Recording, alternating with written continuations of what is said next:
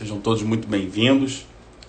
Esperando o Dr. Pedro Teixeira para a gente fazer a nossa live. Vamos lá.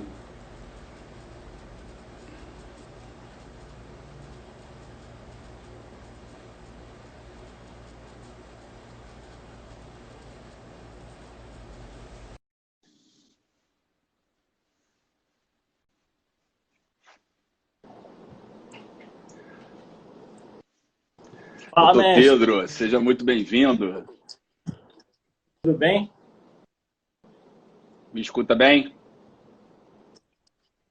Escuto sim. Tá me escutando bem? Sim, tá travando um pouco. Eu não sei se é a minha conexão ou se é a sua, mas te vejo É, bem. A para gente aqui vai tá com seguindo aqui. para mim aqui tá com um atrasozinho no áudio, mas tá tranquilo. Certo. Bom, eu vou encerrar aqui os comentários para que a gente tenha, para que fique melhor a conexão. Bom, vamos começar com direito empresarial, número 6, e a gente vai receber com muita alegria aqui o Dr. Pedro Teixeira, que é advogado e também foi integrante da comissão de juristas que auxiliou o deputado Hugo Leal na reforma da Lei de Falências, a Lei 14.112 de 2020. Dr. Pedro Teixeira, especialista no tema, especialmente em relação ao tema que ele vai abordar hoje de maneira bastante direta, objetiva, como vocês já sabem, que é o tema recuperação extrajudicial. Alguns dispositivos foram alterados, são importantes. A gente pode destacar, por exemplo, o artigo 108º,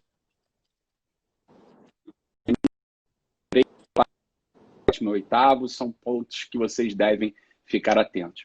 Doutor Pedro Teixeira, de maneira direta, objetiva, os principais pontos da reforma sobre esse tema, recuperação extrajudicial. Você tem 10 minutos, a palavra é sua. Juan, primeiramente agradecer o convite, né? Excepcional esse projeto 10 mais Direito Empresarial. Parabéns pelo projeto. E é uma honra estar aqui, né, envolto aí a tantos, né, ao lado de tantos especialistas no tema, né, como são os convidados aqui. A gente está aqui para fazer essa sexta edição. Vou dar um parênteses aqui, um abraço, um beijo para a desembargadora Mônica Pinheiro, que está nos assistindo, né, e mandou um abraço para todos.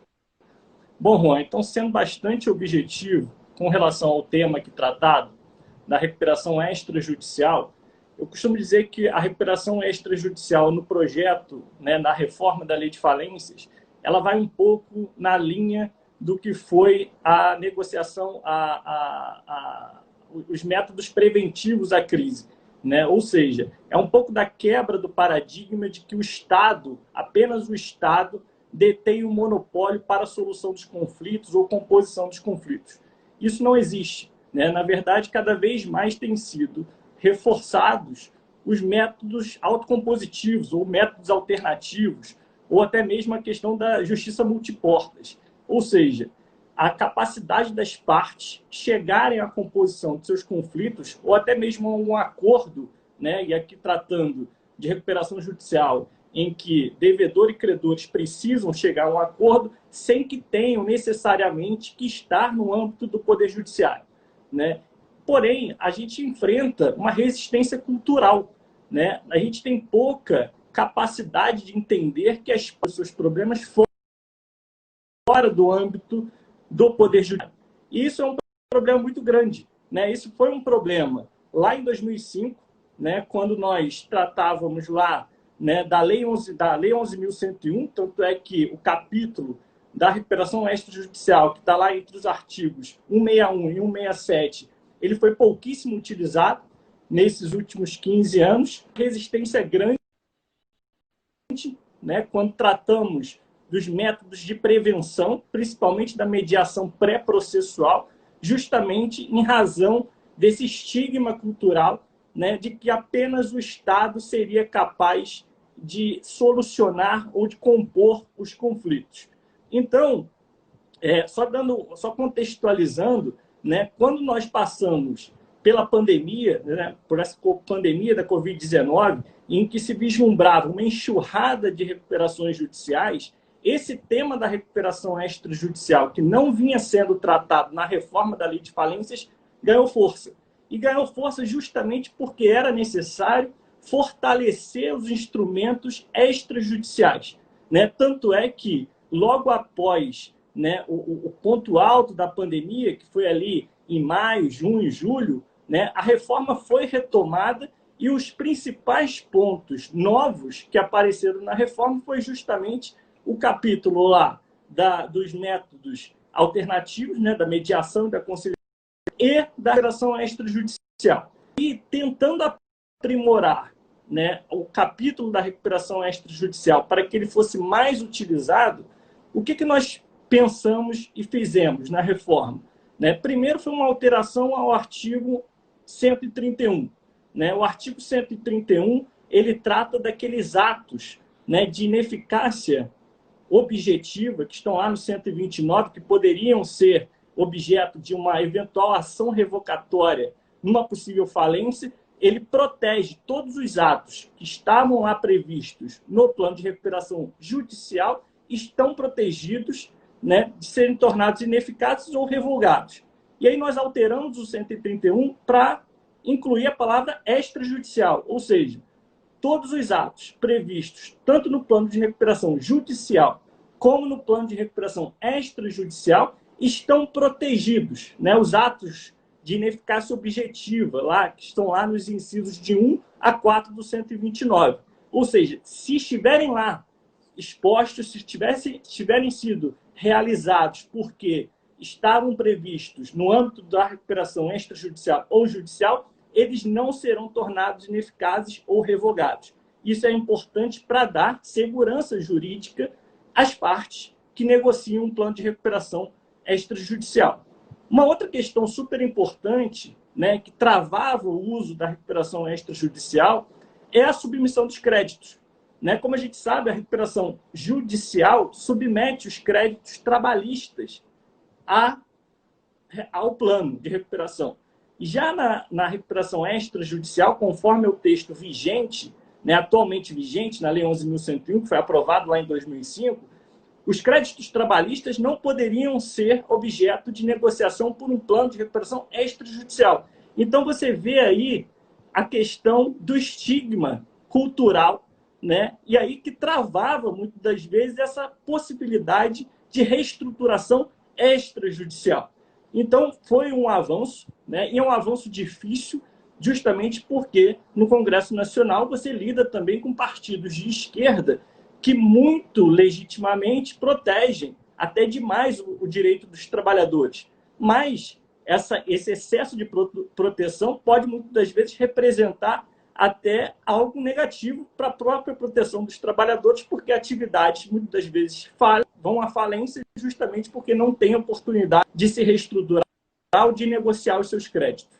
Então, houve uma alteração no parágrafo 1º do artigo 61 para incluir os créditos trabalhistas, com uma ressalva. Esses créditos trabalhistas terão que necessariamente ser negociados com o sindicato da categoria. Então, quer dizer, houve aí eles cederam, por um lado, no entanto, colocaram uma trava. Olha, já que vai ser feito de forma extrajudicial, sem o acompanhamento de um juiz ou de um administrador judicial, é necessário que pelo menos o sindicato acompanhe essa negociação do crédito trabalhista. Um outro ponto super importante, que na verdade é a consolidação do que a doutrina já vinha entendendo, é a questão do stay period, ou do período de suspensão, da suspensão das execuções durante o período de negociação. Quando a gente tratava da recuperação extrajudicial, um dos maiores obstáculos era justamente conseguir negociar com 3/5 dos credores, né? O quórum também foi alterado, é bom que se diga, também foi uma alteração substancial, negociar com 3/5 dos credores, sendo que as execuções não eram suspensas. Então, todo o poder de barganha, né, que o empresário em crise na recuperação judicial, que é justamente o fato de vender as execuções, os atos de constrição, Na recuperação extrajudicial, ele não teria. Então, seria muito difícil fazer com que os credores sentassem à mesa, porque, naturalmente, seres racionais buscam a satisfação dos seus créditos individualmente. Então, como fazer com que credores sentassem à mesa para negociar? E aí foi um avanço no sentido de que, olha, é possível conceder a suspensão, ou seja, protocolar o pedido de recuperação extrajudicial, tendo apenas 1/3 dos credores aderido ao plano. Aí o devedor em crise, né, que apresentou o pedido de recuperação extrajudicial, vai ter 90 dias, mais 90 dias, com as execuções suspensas, para conseguir atingir o quórum de 50% dos credores abrangidos pelo plano, né? Aqui a gente poderia discorrer um pouco sobre recuperação extrajudicial, como o próprio nome já diz, né? Feito completamente fora do judiciário. O devedor elege determinados grupos de credores, normalmente aqueles credores que estão lá previstos no artigo 83, né? São classes de credores, e ele elege determinados grupos de credores para negociar. E ele teria, pela lei vigente, pela 11.101 vigente, que atingir o quórum de 3/5 para conseguir a homologação e assim fazer com que aquele plano subrogasse todos os demais, fizesse com que todos os demais credores que não tivessem aderido ao subrogassem os termos do plano. Para dar e estimular a recuperação extrajudicial, a lei diminui o quórum de 3/5 para 50%, né, dos credores aderir para que o plano fosse homologado, e mais do que isso, permite o protocolo do pedido de recuperação extrajudicial com apenas 1/3 dos credores. E isso faz com que, a partir do momento que haja o protocolo, o juiz conceda ali o período de suspensão de 90 dias, possa buscar a composição com os demais credores até que ele atinja o quórum. Então, veja, os avanços da recuperação extrajudicial, que é muito utilizado no direito americano, né, do direito americano que usa lá o Instituto do Prepackaged, que é super comum nos Estados Unidos, aqui no Brasil não foi utilizado pouquíssimas vezes nesses últimos 15 anos, foi justamente para permitir que soluções de mercados fossem possíveis. Ou seja, é necessário que o Estado, né, que o poder legislativo, né, regras, permitam e deem segurança jurídica para que esse devedor e esses credores possam resolver os seus problemas de forma extrajudicial, sem custo, com um custo menor de transação, com um custo menor de processo. Então, essas regras, né, alteradas pontualmente, a gente acredita que vai estimular o Instituto da Recuperação Extrajudicial, que foi pouquíssimo utilizado. Então, em conjunto com os métodos de prevenção à crise, a recuperação extrajudicial vai na mesma linha, no sentido de estimular ações extrajudiciais, que as partes cheguem a um acordo extrajudicialmente e que o Poder Judiciário interfira o menos possível na relação credores com o devedor. Muito bom, Pedro.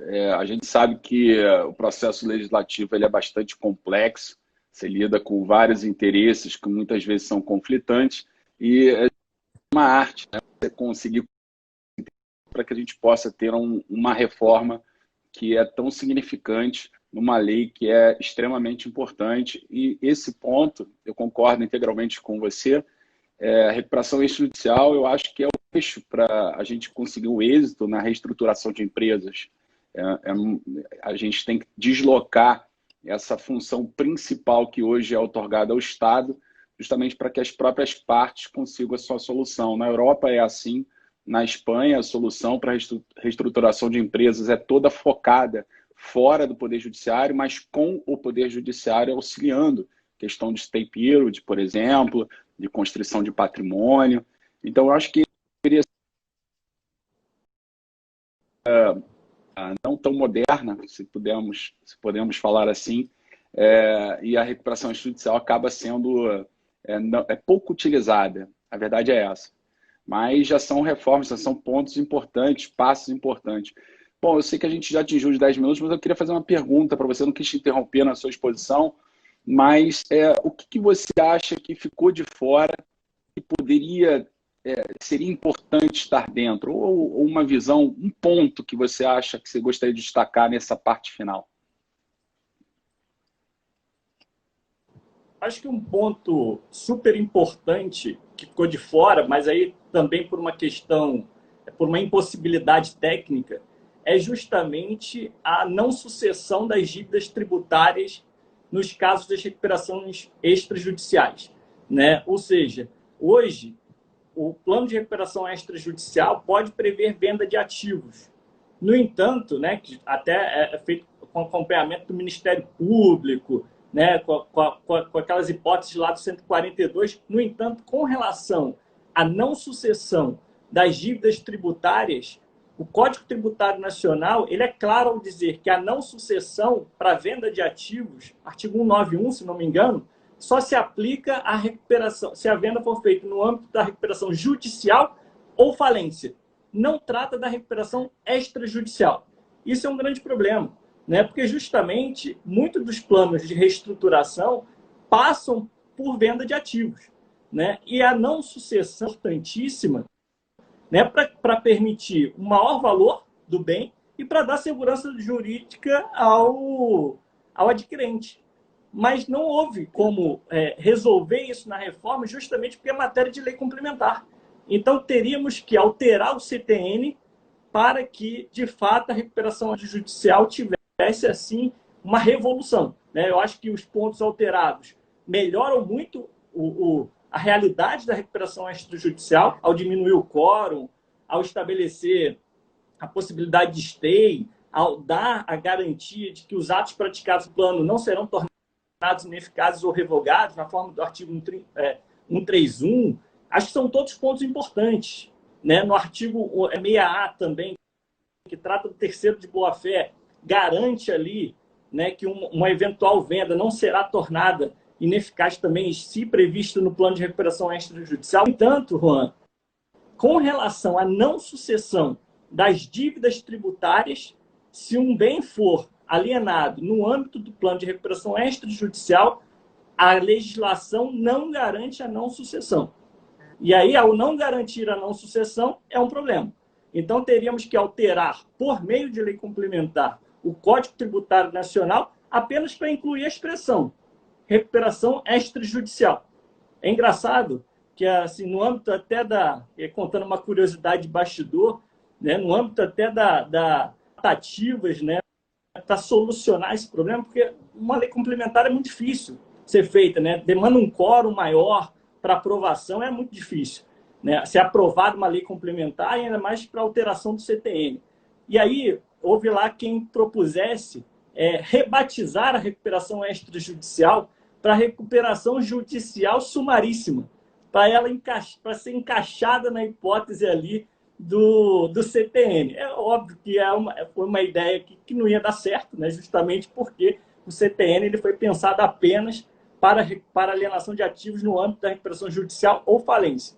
Então, acho que esse é um ponto que fica de fora, ficou de dificuldade formal, mas que para frente pode ser pensado aí como uma alteração importante para fomentar ainda mais a solução extrajudicial.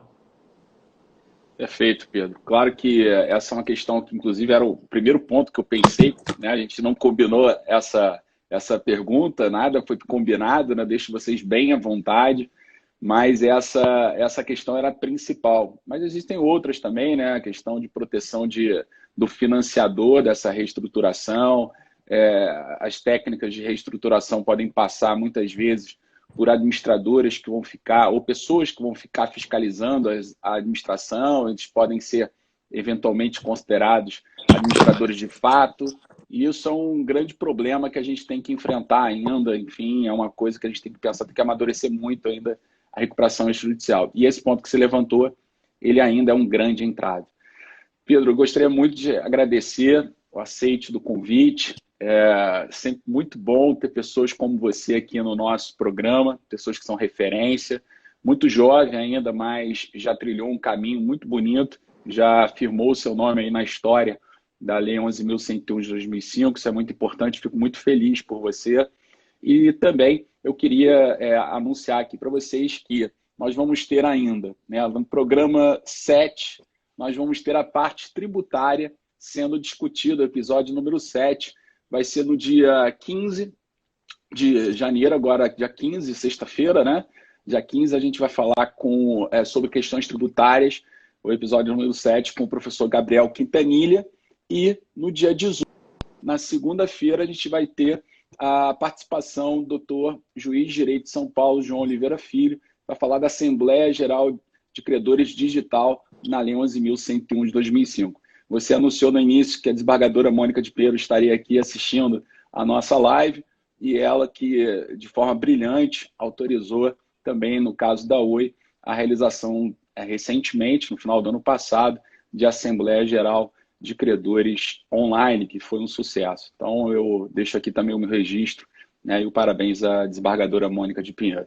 Bom, então com isso, a gente encerra mais uma transmissão. Fica aqui o convite para vocês assistirem, então, no nosso canal no YouTube, também no IGTV, e agradecer a todos vocês que assistiram ao vivo e ao Pedro novamente por ter aceitado o convite. Obrigadão, Juan. Prazer estar com você. Um abraço a todos e fico à disposição aí, caso queira prolongar esse tema. Acho que é um tema super importante, cada vez mais em voga, né? Tanto os métodos de prevenção à crise, você que é um mestre especialista no direito espanhol sabe o quão é importante, né, os métodos de prevenção à crise. Eu acho que a recuperação extrajudicial justamente vem também cumprir uma parte desse papel, né, como um método de prevenção à crise. Então é importantíssimo que cada vez mais a gente discuta esses temas para quebrar esse paradigma que existe na sociedade brasileira de que o poder judiciário detém o monopólio para a solução ou composição dos conflitos. Acho que a gente pode encontrar soluções mais baratas se as pessoas tiverem segurança jurídica de que os seus acordos feitos extrajudicialmente valerão, assim como os acordos feitos no âmbito do judiciário. Então, obrigado pelo convite, um prazer. Aqui só um registro aqui final, Pedro.